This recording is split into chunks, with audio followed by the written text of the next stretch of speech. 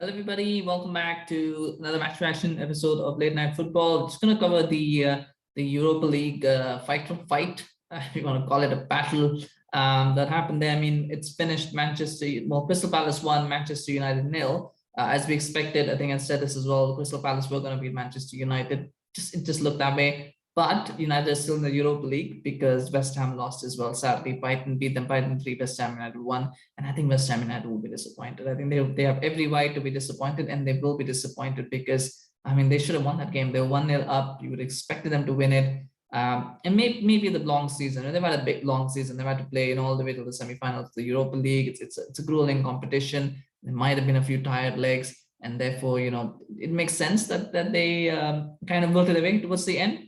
And they lost that game, but they'll be disappointed. They'll be disappointed, especially because United lost. Had United, won, I think they would not have minded it so much. But I think the fact that they've lost, and that United lost as well, I think that will hurt them a bit. But it's Conference League for them. It's not a bad competition to be in, to be honest. And consecutive top 7 finishes, never something to be scoffed at. And it's been a good season for West Ham. Maybe not a great season, but I think it's been a good season for them. They'll definitely regret not being in that Europa League final.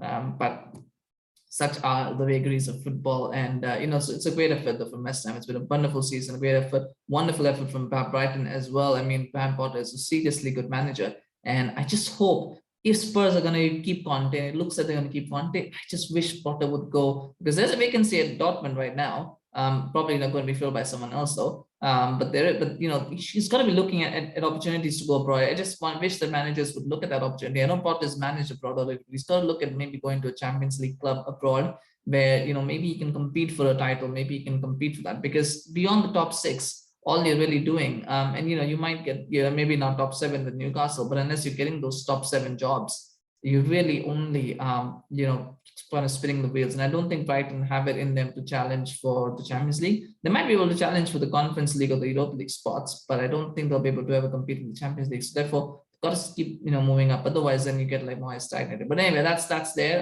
But a wonderful performance from Brighton, of course, and it's been a good season for them as well. United, I mean, we'll do a more in-depth, I guess, season review. But this game, I think it showed a lot of things to Ten Hag. Ten Hag in attendance, and I said this: you can have Ten Hag, you can have Jesus in attendance. It's not going to make a difference. So whoever the players believe in, whatever deity, if the players do believe in any deity, whatever deity they believe in, it won't make a difference. It just won't make a difference because these players just don't care. And look like it, 1-0 down, it was like, okay, yeah, whatever. I'm sure news filtered in that West Ham were losing, and then they just gave up. They were like, okay, yeah, West Ham are losing, so we don't have to play, we don't have to perform. Many of them probably felt like they were doing why are we even here? Why are we even playing a game? I think some of them probably even look like that. There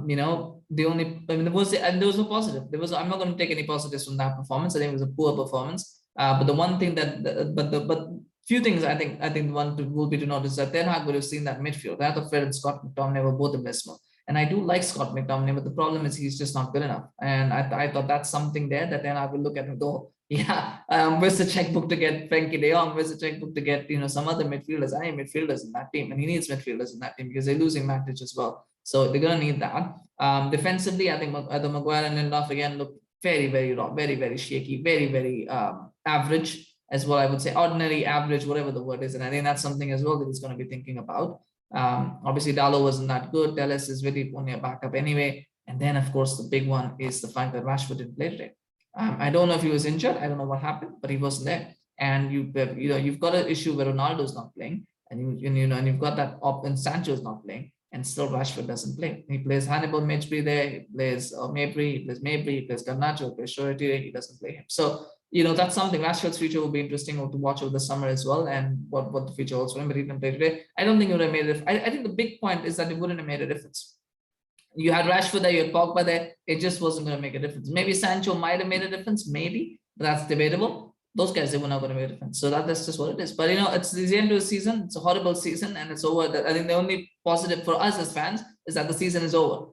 The season is over, and we can now focus. And of course, the other positive is that Man City does a favor by not letting Liverpool win the league, and that's where we're at right now. We're looking at teams like Brighton. We're looking at teams like Manchester City to help improve our season. That's where we are. So whatever it is what it is. Commiserations to West Ham and their fans. You deserve to be in the Europa League spots, but you're not. And that's sad.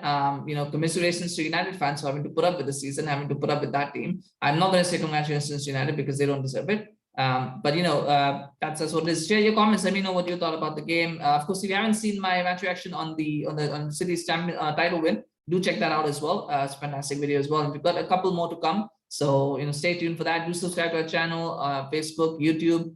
Appreciate your support, and of course, you get notified as videos drop. So do subscribe. It's a busy day today.